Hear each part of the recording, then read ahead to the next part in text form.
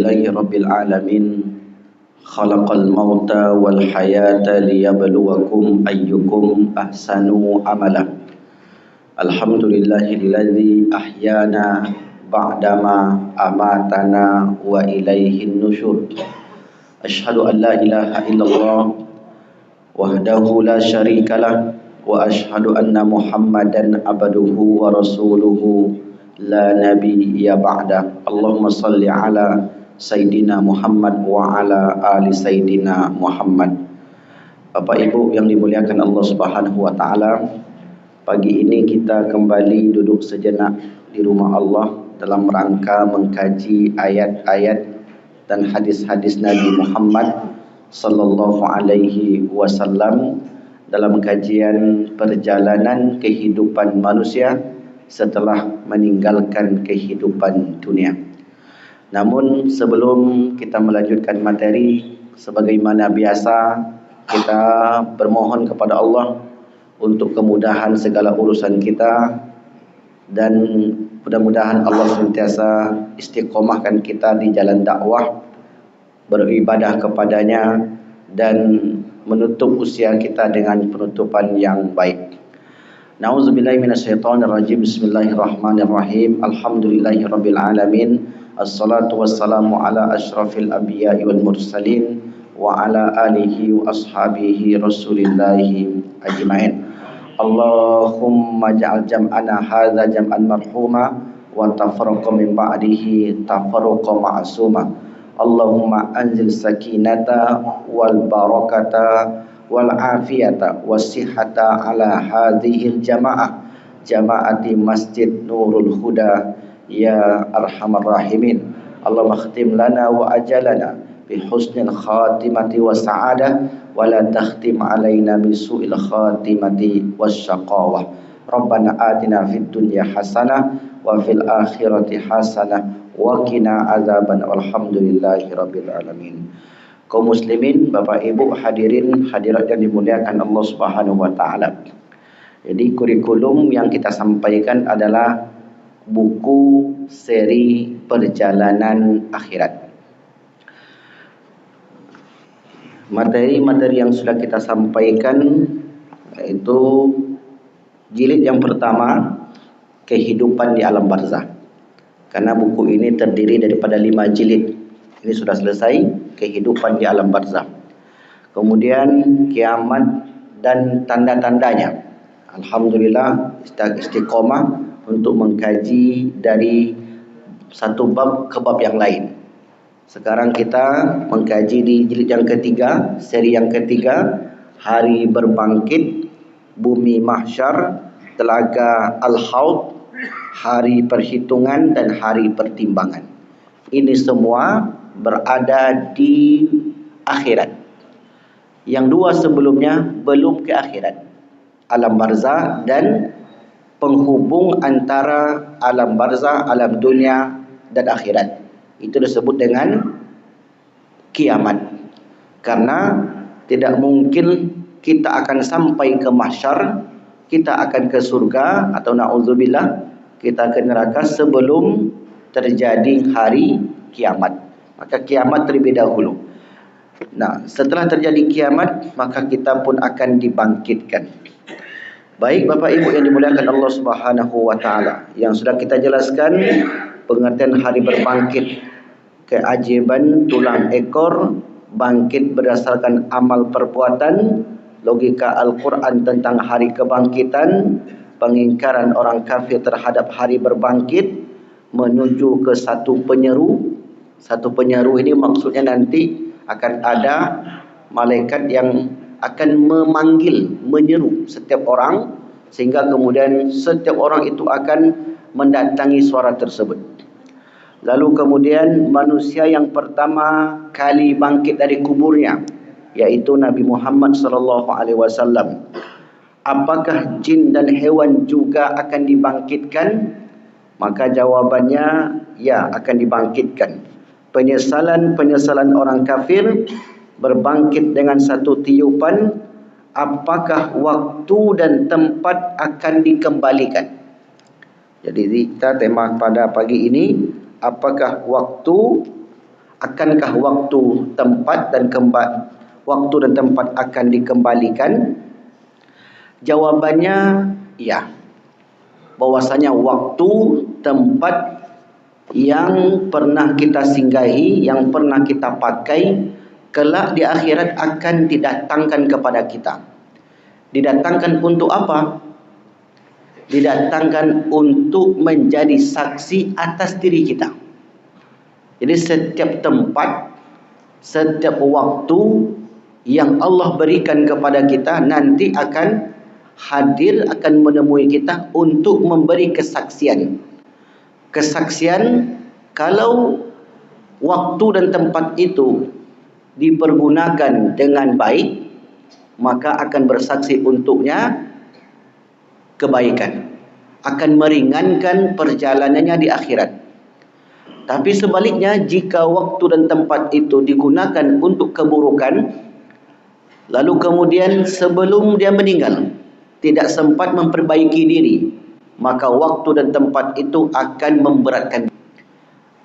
Kalau tadi kebaikan, waktu dan tempat yang dia gunakan semasa hidup akan menjadi saksi untuk dia untuk meringankan perjalanannya. Kalau waktu dan tempat itu digunakan untuk keburukan, kemudian ada kemudiannya, tidak memperbaiki diri, dalam hal ini tidak bertaubat, tidak menyelesaikannya urusannya dengan manusia, tidak kembali kepada Allah Subhanahu wa taala di jalan yang benar, maka waktu dan tempat itu akan memberatkan dia nanti di akhirat.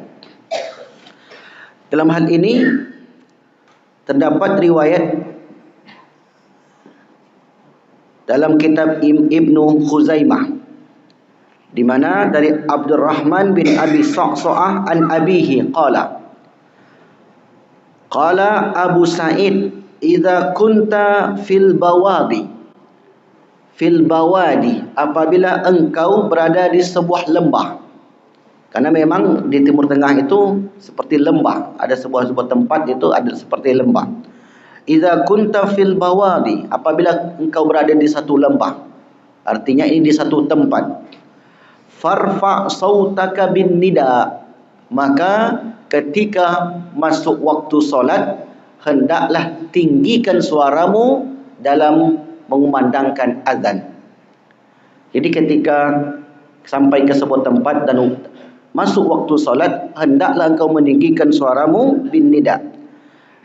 Fa inni sami'tu Rasulullah, karena aku mendengar Rasulullah sallallahu alaihi wasallam yaqulu, bersabda, la yasma'u, tidaklah mendengar, sautahu, suaranya itu, suara orang yang azan tadi, syajarun, pohon-pohonan, pepohonan, wala madarun, dan tanah, wala hajarun, dan bebatuan, wala jinnun, dan jin-jin. Berarti jin itu mendengar, batu mendengar, tanah mendengar, pepohonan juga mendengar, wala insun, dan manusia, illa syahidalahu, melainkan semua itu akan bersaksi untukmu atau akan bersaksi untuknya. Jadi kata kunci yang kita ambil dari riwayat ini, kata saksi tadi. Sebelum kita masuk ke pembahasan lebih jauh, kita ilustrasikan dulu Bapak Ibu.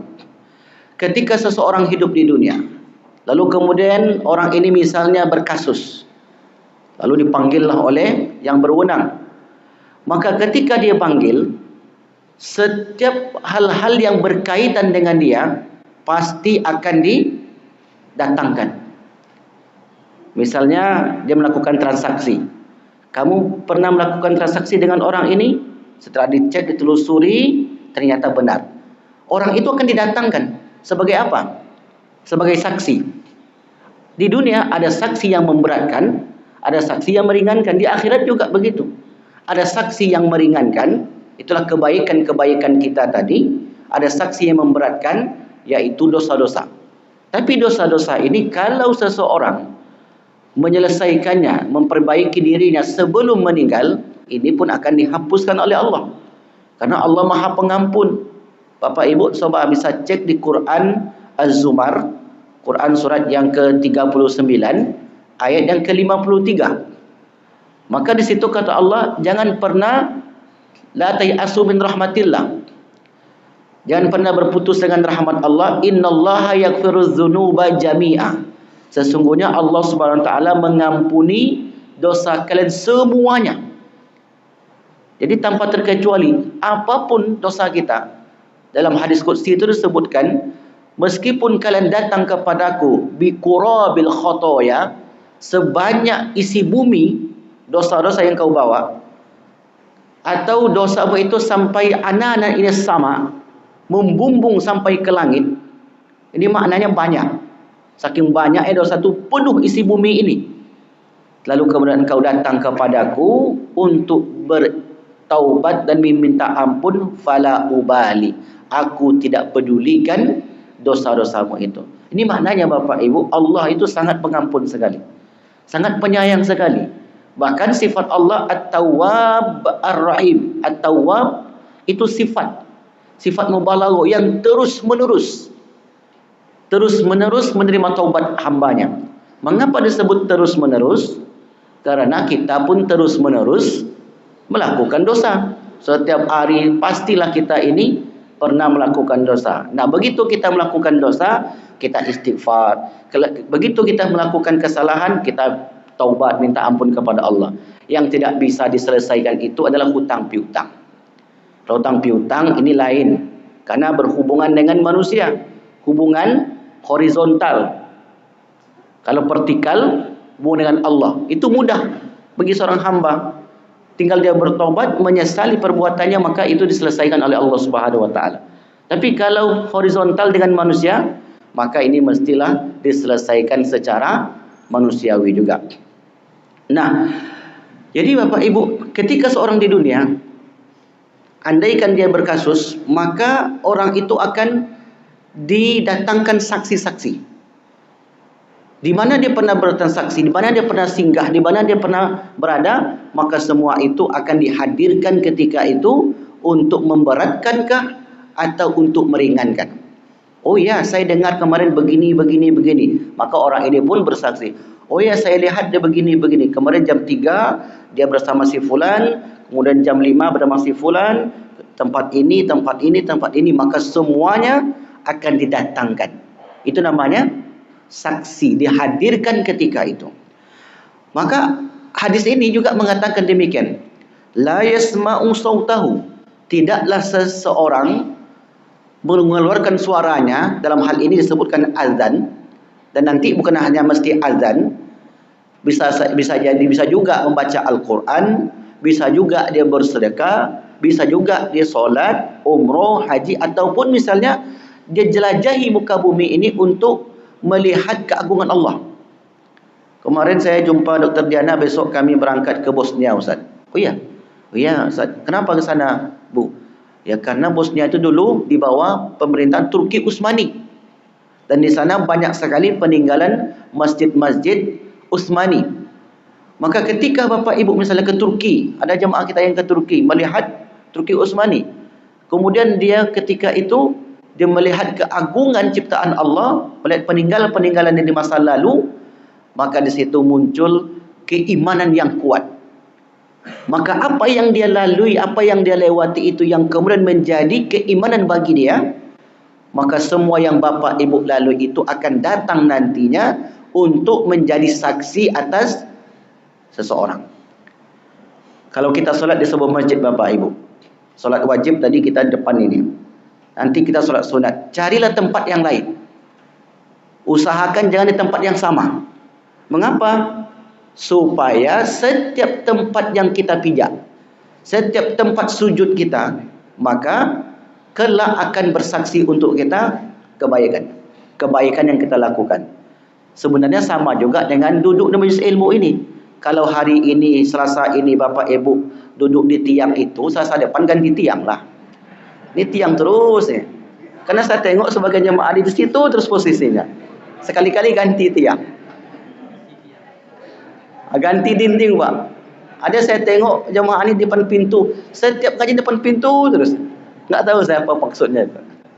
Artinya apa? Makanya kita dianjurkan untuk banyak datang ke masjid. Banyak datang ke masjid. Oh maaf Ustaz, saya cari tiang ni Ustaz kerana menyanggah tulang punggung saya Ustaz kata. Itu enggak apa-apa. Jadi Bapak Ibu yang dimuliakan Allah, setiap tempat itu, setiap tempat duduk, tempat sujud, tempat berkunjung, syahidalahu akan didatangkan kepada kita untuk menjadi saksi. Nanti kan kita bacakan ayatnya sudah itu. Maka riwayat ini menyebutkan satu orang yang azan, karena orang yang azan itu Bapak Ibu, ini khusus tentunya bagi laki-laki, setiap suara azan yang didengar oleh makhluk-makhluk yang ada di dunia ini, batu, tanah, pepohonan, benda yang bernyawa, benda yang tumbuh, benda yang tidak tumbuh, semua itu bersaksi atas kita. Pertanyaannya mungkin bagi kita, bisakah pohon-pohon itu berbicara? Coba nanti Bapak Ibu searching di Google, dan dulu pernah saya baca artikelnya, diteliti oleh seorang profesor di, kalau tidak salah ya, di Perancis, namanya Profesor Maurice, dan juga ada profesor yang lain, meneliti pohon. Dalam Islam, semua itu berzikir kepada Allah. Yusabbihu lahu sab'u samawatu wal ardu wa man fihinna. Bertasbihlah semua apa yang ada di langit dan semua yang apa di bumi dan di antara keduanya. Mereka ini Bapak Ibu suka melakukan penelitian. Ditelitinya, betulkah pohon itu bisa mengeluarkan suara? Diciptakanlah suatu alat yang bisa menangkap suara di bawah suara biasa. Jadi tidak bisa didengar oleh telinga tanpa alat bantuan. Maka kemudian setelah alat ini diciptakan, maka diberilah semacam tali, semacam kabel, ditempelkan ke daun-daun, kemudian di situ ternyata mengeluarkan gelombang suara. Mereka yang meneliti. Lalu kemudian gelombang suara ini tidak mereka kenali. Lalu kemudian diekstrak lagi, masukkan ke alat yang lain, ternyata mereka dengar semacam orang-orang yang berzikir kepada Allah Subhanahu wa taala. Berarti pohon itu sesungguhnya mereka berzikir kepada Allah. Mereka juga mendengarkan. Suatu ketika baginda Rasulullah sallallahu alaihi wasallam lewat di sebuah pebukitan. Di situ ada batu-batu dan Rasulullah ingin bersandar. Rasul mendengarkan suara. Lalu kemudian Rasul heran, ini suara apa? Dilihat enggak ada orang. Dia tengok kiri kanan enggak ada orang. Lalu kemudian kata batu ini, saya ya Rasulullah. Nah, batu itu pun berbicara. Karena kita tidak melihatnya, maka kita mungkin tidak percaya. Tetapi itu dialami oleh Rasulullah SAW. Pada juga suatu ketika Rasulullah membuang hajat. Dicarilah tempat yang agak jauh tapi terbuka. Maka setiap yang ada di sekitarnya berbicara kepada Rasulullah. Akhirnya kemudian Rasulullah menutup tempat di mana dia buang hajat. Nah, ini menunjukkan data-data sejarah bahwasanya selain manusia dan jin dan hewan yang berbicara, yang mendengar, juga makhluk-makhluk Allah yang lainnya. Makanya dalam riwayat ini, la yasma'u sautahu, tidaklah suaranya itu didengar oleh syajarun, pepohonan, wala madarun, dan tanah, wala hajarun, dan bebatuan. Pohon, tanah, batu. Ini menjadi kiasan bagi yang lain. Sungai, air, dan seterusnya makhluk yang ada di muka bumi ini tidaklah mendengarkan suara orang tersebut, melainkan syahidalahu, menjadi saksi untuknya nanti di padang mahsyar. Nah, kalau tadi kita sebutkan menjadi saksi di padang mahsyar, berarti itu akan dihadirkan kepadanya untuk menuju hari pemeriksaan. Karena hari pemeriksaan itu namanya yaumul hisab. Selama ini yaumul hisab itu disebut yaumul hisab, hari perhitungan. Sebenarnya bukan hanya dihitung. Kalau dihitung belum tentu diperiksa. Tapi kalau diperiksa sudah pasti dihitung. Maka setiap orang nanti akan melalui screening pemeriksaan. Berapa lama dia hidup, berapa banyak amalnya, berapa jauh dia melangkah, berapa banyak kebaikan dia lakukan. Maka itu Allah saja yang tahu dalam catatan-catatan para malaikat. Makanya di jilid yang berikutnya Bapak Ibu, judulnya pemberian catatan amal. Karena setelah itu kita akan diberikan catatan amal kita. Setelah Setelah diperiksa satu persatu, dihitung satu persatu, maka kemudian ini catatan amalmu, maka orang-orang yang beriman tadi, yang banyak kesaksian-kesaksian baik untuknya, maka diambil kitab itu dari arah kanan. Kemarin ada jamaah yang bertanya, apa maknanya surah Al-Isra ayat ke-71, yaitu pada hari itu kami datangkan setiap umat dengan imam mereka. Apakah imam yang dimaksud di sini imam mazhab, imam masjid? Maka jawabannya menurut ulama tafsir, yang didatangkan itu imam yang dimaksud adalah kitab-kitab catatan. Setiap umat nanti akan diberikan catatan-catatan lembar perjalanan hidupnya selama hidup di dunia. Maka ada orang yang catatannya tercoret-coret, ada yang bersih. Yang tercoret-coret ini kemudian dia meminta ampun kepada Allah, terhapuslah itu Bapak Ibu. Nukaffiruhu sayyiatihi, kami ampunkan, kami tutupi keburukan-keburukannya. Setiap orang itu beristighfar, maka setiap itu pula dosanya tadi dihapuskan. Makanya dahulu pernah kita ajarkan amalan-amalan penggugur dosa. Misalnya Bapak Ibu mengucapkan la ilaha illallah wahdahu la syarikalah lahul mulku wa lahul hamdu wa huwa ala kulli syai'in qadir. Ini amalan berupa zikir. Bapak Ibu baca zikir itu sebanyak 100 kali dalam satu hari, maka Allah akan berikan 4 kepada kita. Yang pertama, pahalanya seperti memerdekakan 10 orang budak. Yang kedua, pahalanya mendapatkan 100 kebaikan. Kutibat lahu mi'atu hasanah. 100 kebaikan, maksudnya pahala. Dan 1 kebaikan, wa man jaa bil hasanah falahu asyru amsalihha.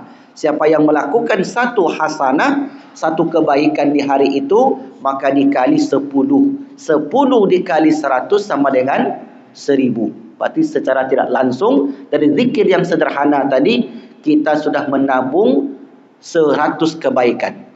Yang ketiga kata Rasulullah, wa muhiyat anhu mi'atu sayyi'atin. Orang tersebut akan dihapuskan 100 dosanya di hari itu.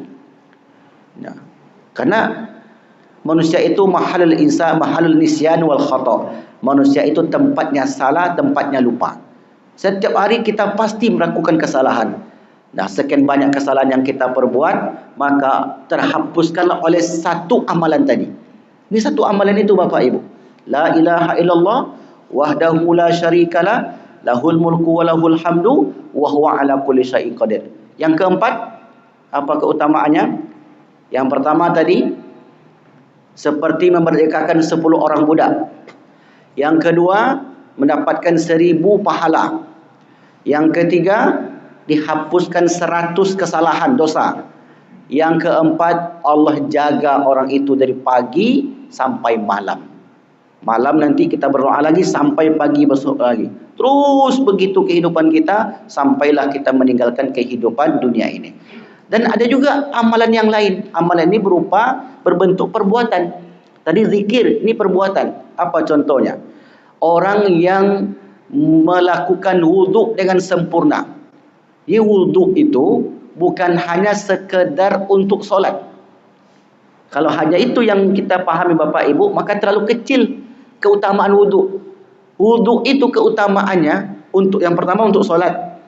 Yang kedua, setiap air wudhu yang membasahi muka kita dan tetesan-tetesan air itu akan mengeluarkan dosa-dosa di setiap wajah kita.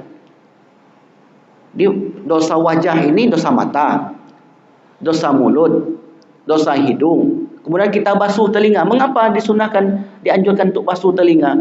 Karena telinga kita terlalu banyak yang didengar. Maka kita basuh pula telinga kita, berguguranlah dosa yang ada di telinga kita. Tangan-tangan kita juga begitu. Kita basuh tangan, maka gugurlah dosa-dosa tangan kita. Kaki kita juga demikian. Maka kata Rasulullah, hendaklah kalian menyempurnakan wudhu dengan cara berkumur-kumur Istansaqa wal madmadha, masukkan air ke hidung, keluarkan, berkumur-kumur dan membasuh telapak tangan. Basuh tangan kedua ini. Itu yang kita lakukan setiap kali berwudu. Maka dosa-dosa yang kita perbuat tadi berguguranlah di hadapan Allah Subhanahu wa taala. Maka nanti di akhirat ketika itu didatangkan saksi, awalnya semestinya saksi yang datang itu memberatkan dia. Tapi kemudian ternyata ketika dibuka lembaran catatan itu sudah putih semuanya karena amalan-amalan tadi. Jadi begitu mudah bagi Allah Subhanahu wa taala dan begitu luasnya pengampunan Allah Subhanahu wa taala. Dua amalannya. Yang ketiga, ini amalan berbentuk perjalanan. Tadi berbentuk zikir, berbentuk amalan wudu. Sekarang yang ketiganya berbentuk perjalanan. Orang yang mendatangi Baitul Maqdis. Baitul Maqdis yang terjajah. Kalau dia datang ke sana Bapak Ibu, lalu kemudian dia melakukan solat di sana, yang pertama dia dapat 500 kali lipat. Kemudian yang berikutnya kalau dia sampai ke sana, maka Allah juga gugurkan dosa-dosanya ketika sampai di Baitul Maqdis. Jadi wajar orang Islam mempertahankan Baitul Maqdis karena Baitul Maqdis itu selain tiga masjid yang dianjurkan untuk dikunjungi, orang yang datang ke sana dan sampai melakukan haji dan umroh dari sana, maka kayaumin waladathu ummuhu, seperti seseorang yang baru lahir dari rahim ibunya. Ini berbentuk amalan. Jadi amalan-amalan yang diwariskan Rasulullah, kalau tak sanggup melakukan perjalanan, ada amalan zikir. Kalau dia sanggup melakukan amalan zikir, ada amalan wudu. Jadi banyak sekali amalan tersebut yang dapat dia lakukan. Nah, ini di antara amalan itu. Kenapa kita sebutkan demikian? Karena ketika nanti menerima catatan yang semestinya banyak sekali dosa dia, dosa 1, dosa 2, dosa 3, ketika itu terhapuskanlah dosanya itu sehingga tidak ada lagi yang memberatkan dia ketika saksi-saksi tersebut. Ya Allah, dulu dia sendiri melakukan begini, tapi sudah ditebus dengan amalan ini. Ya Allah, dulu melakukan ini, itu dan ini, itu. Dia sudah tebus dengan taubatnya. Ya Allah, dia lakukan ini dan itu, ini dan itu. Maka setiap waktu, tempat yang dia lalui tadi, dia datang kepada orang tersebut untuk bersaksi dan ternyata sudah diputihkan oleh amalan-amalan yang ia lakukan semasa hidup. Bapak Ibu yang dimuliakan Allah Subhanahu wa taala. Apalagi amalannya? Amalan berupa istighfar astaghfirullahalazim. Ini yang sudah seringlah kita lakukan. Apalagi amalannya? Amalan yang dianggap oleh sebagian orang bid'ah. Perlu kita jelaskan Bapak Ibu. Contohnya apa? Bersalaman. Bersalaman itu bukan bid'ah. Itu sunnah. Kapanpun kita bertemu dengan saudara kita, baik itu setelah solat, apakah kita pertama kali jumpa, maka bersalaman itu menggugurkan dosa. Di bersalaman saja kita gugur dosa kita, Pak. Ma min muslimai, tidaklah dua orang muslim, laki-laki dengan laki, perempuan dengan perempuan. Ma min muslimai yatasafahani, berjabat tangan. Ghufira lahuma, diampuni dosa kedua orang itu, malam yatafarraqa, sebelum dia melepaskan tangan itu. Bapak Ibu jumpalah dengan kemarin, Ustaz, kami di sini enggak boleh jabat tangan Ustaz habis solat. Kenapa? Katanya bid'ah. Kenapa bid'ah? Nabi tak buat. Saya bilang, ini ada hadis, Pak. Hadis ini umum. Ya, hadis ini umum, Pak. Kapan saja. Mau jumpa di tengah jalan nanti, tapi jangan di tengah jalan betul, tepi jalan lah. Tengah jalan nanti tabrak mobil pula. Mau jumpa di rumah makan, mau jumpa di masjid. Di mana Bapak Ibu jumpa dengan kawan tuh? Kawan lama, kawan baru. Umum, sifat umum. Ma min muslimai, tidaklah dua orang muslim. Enggak ada waktu, enggak ada tempat di sini. Tapi pastinya ketika bertemu ada waktu, ada tempat. Bertemu mereka yatasafahani, berjabat tangan sambil mengucapkan salam, sambil berselawat. Malam ghufira lahuma, diampuni dosa-dosa orang itu, ma lam yatafarraqa, sebelum mereka berpisah. Berapa lamalah dia berjabat tangan? 5 detik, 10 detik sambil mengucapkan doa, sambil bertanya kabar, maka selama itu dia orang tersebut digugurkan dosa-dosanya tadi. Jadi kalau ada yang mengatakan itu tidak boleh, mengapa dikhususkan? Tidak, kita khususkan kapan saja. Karena kesempatan kita setelah solat, itu pula waktu yang tepat kita salaman. Nanti jumpa di luar, kita salaman lagi. Nah, ini pun nanti Bapak Ibu yang dimuliakan Allah Subhanahu Wa Taala akan datang kepada orang tersebut untuk memberikan keringanan kepadanya. Ya Allah, dosanya sudah berguguran begitu dia menjabat tanganku, begitu dia menyalami aku. Berapa banyaklah Bapak Ibu, setiap kali kita jumpa orang, ada atau tidak pun salah kita dengan dia, begitu kita menjabat tangannya, maka Allah Subhanahu Wa Taala gugurkan dosa-dosa kita. Jadi ternyata banyak sekali amalan-amalan yang ditinggalkan oleh Rasulullah untuk membersihkan seseorang, kecuali hutang tadi. Kalau hutang itu lain ceritanya, Pak. Kecuali hutang di bank, ada lagi pengecualiannya, atau asuransi. Kalau asuransi, karena sudah ada kesepakatan, begitu meninggal lunas, itu asuransi. Ada begitu ya Pak ya. Tapi kalau dengan kawan tidak ada kesepakatan begitu. Nanti kalau dibuat seperti itu, setiap orang nanti pinjam uang sini, dalam nggak apa-apa, saya meninggal nanti lunas. Itu tidak bisa seperti itu, karena tidak ada akad dengan kawan tadi. Baik Bapak Ibu yang dimuliakan Allah Subhanahu Wa Taala, kembali ke pemberian catatan amal tadi. Karena dia memberikan saksi, ternyata dosa-dosa yang pernah dia lakukan baik sengaja ataupun tidak sengaja, saat itu telah dihapuskan oleh amalan-amalan yang dia lakukan semasa hidup di dunia. Nah, berjabat tangan. Kemudian orang yang memaafkan, ini yang agak berat mungkin, memaafkan saja, dah saya sudah maafkan. Ketika dia memaafkan itu, maka kesalahan-kesalahan yang dia lakukan tadi juga digugurkan oleh Allah Subhanahu Wa Taala. Itu yang dilakukan dahulu oleh Abu Bakar As-Siddiq ketika difitnah oleh keluarganya sendiri yang bernama Mistah. Difitnah, Aisyah melakukan perbuatan tercela dengan seorang laki-laki sahabat Rasulullah SAW. Awalnya Abu Bakar ini marah dan tidak mengalirkan bantuan kepada keluarganya ini, karena yang memfitnah dia keluarga dia juga. Akhirnya kemudian turun ayat kepada Abu Bakar, kalau engkau wa'fu wasfahu, engkau maafkan, kau lapangkan dadamu, Allah akan ampuni dosamu. Akhirnya Abu Bakar memilih itu. Ini pun mendatangkan manfaat pahala bagi kita dan juga menghapuskan dosa.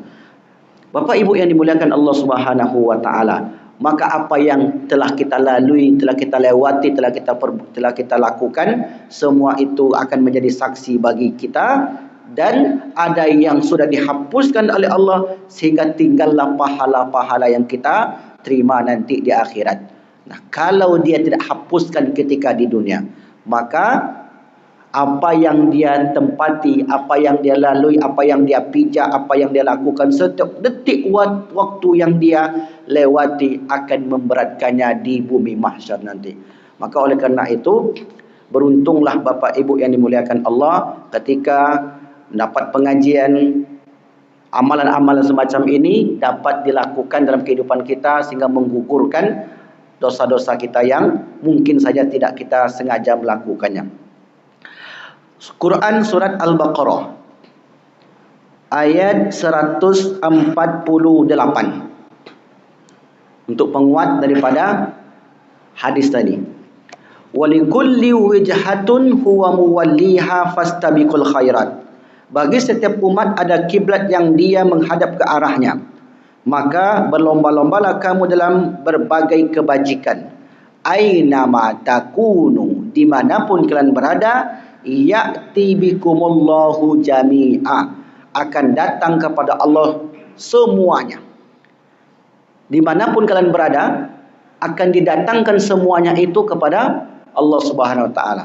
Ada yang menafsirkan ayat ini, yang didatangkan itu bukan hanya semua manusia, tetapi semua waktu perjalanan, tempat yang dia singgahi, akan didatangkan kepadanya untuk memberikan kesaksian dalam meringankan kesulitan di padang mahsyar. Nah, inilah yang kita jelaskan pada pagi yang berbahagia ini. Baik Bapak Ibu yang dimuliakan Allah, kita tambah satu bab lagi. Karena babnya pendek.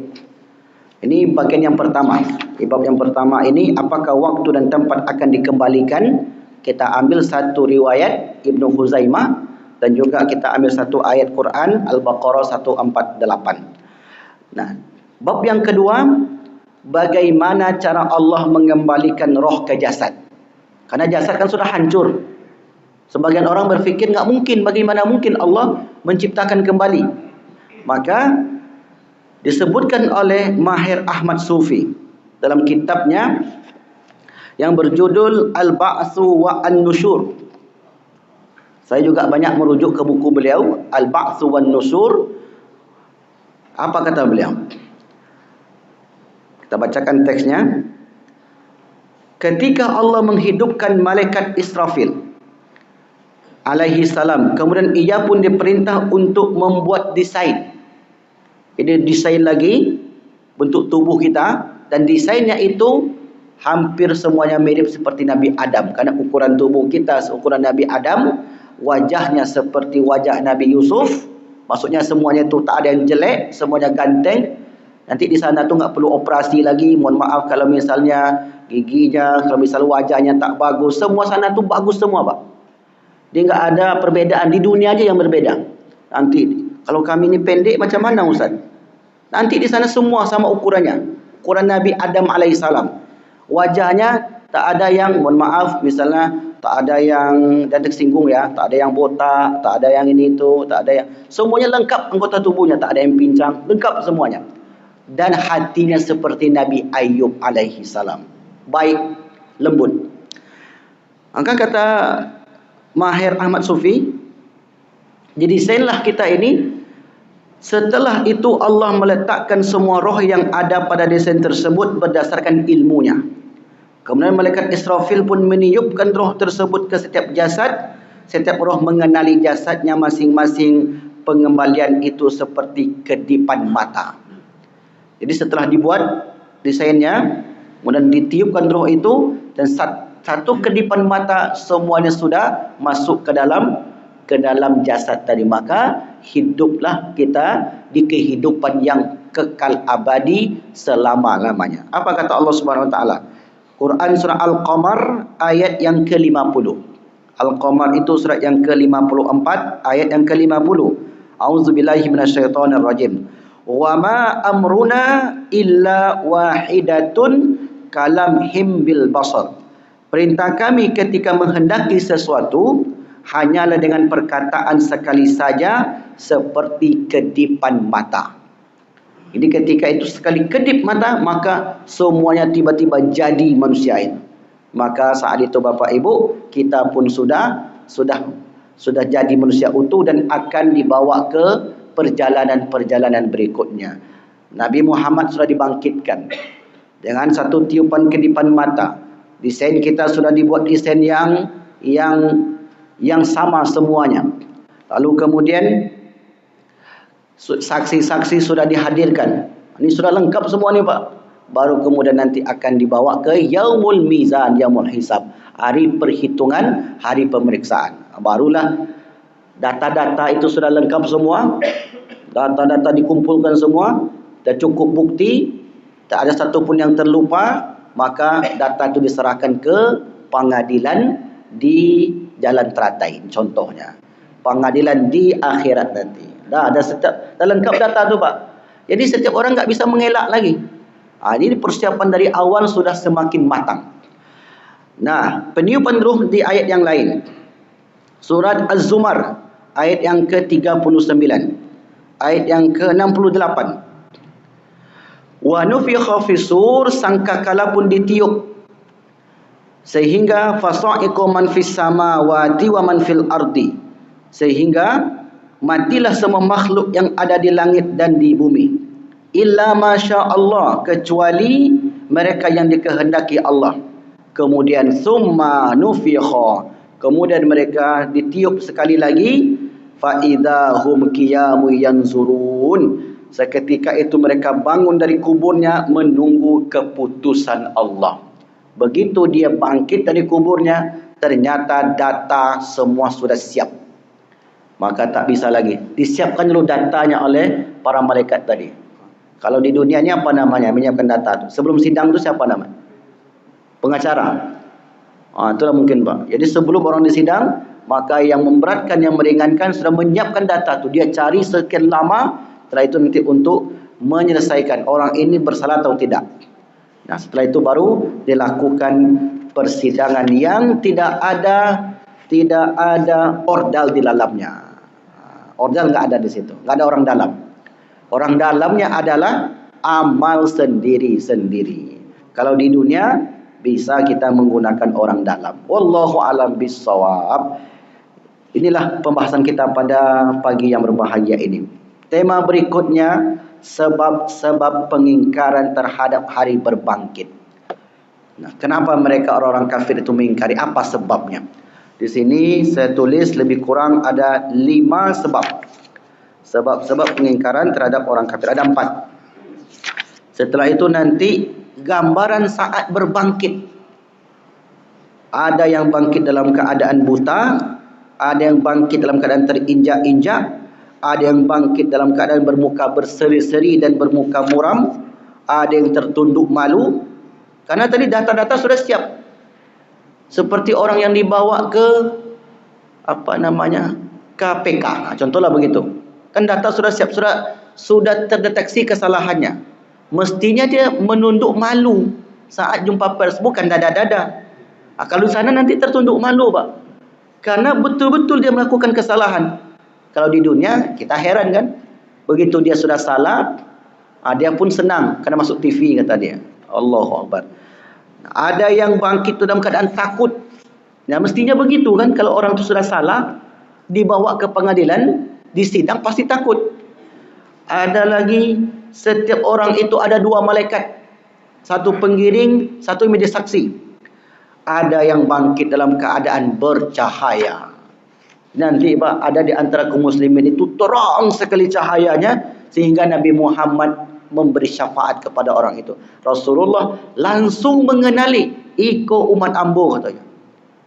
Ada amalannya. Maka amalan itulah yang akan mendatangkan cahaya kepada kita. Tapi kalau Bapak Ibu yang hadir di setiap Selasa subuh ini sudah semuanya. Sudah masuk dalam amalan yang saya tulis di dalam buku ini. Jadi tinggal istiqomah saja lagi, insya Allah subhanahu wa ta'ala. Insya Allah ta'ala. Baik, Bapak Ibu yang dimuliakan Allah subhanahu wa ta'ala. Ada yang bertanya? Silakan. Waktu syuruk sudah masuk. Berarti paham semua insya Allah. Itulah pembahasan kita pada pagi yang berbahagia ini. Mudah-mudahan dengan sedikit mengkaji tentang keadaan di akhirat dapat menambah keimanan kita kepada Allah Subhanahu wa taala. Amin ya rabbal alamin. Sebelum kita tutup majlis ini, kita berdoa kepada Allah Subhanahu wa taala. Auzubillahi minasyaitonir rajim.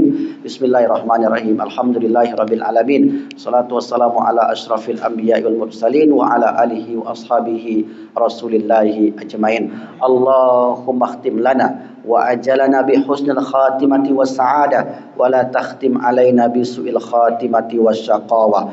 Allahumma fir lahum warhamhum wa afihim wa'fu anhum wa akrim nuzulahum wa wasi' madkhalahum waj'al jannata maswahum. Allahumma ja'al qabrahum rawdatan min rajil jinan wa la taj'al qabrahum khufratan min khufarin niran. Rabbana atina fid dunya hasanah wa fil akhirati hasanah wa qina adzaban. Walhamdulillahi rabbil alamin. Subhanakallahumma bihamdika asyhadu an la ilaha illa anta astaghfiruka wa atubu ilaik. Wal afu minkum. Wassalamualaikum warahmatullahi wabarakatuh.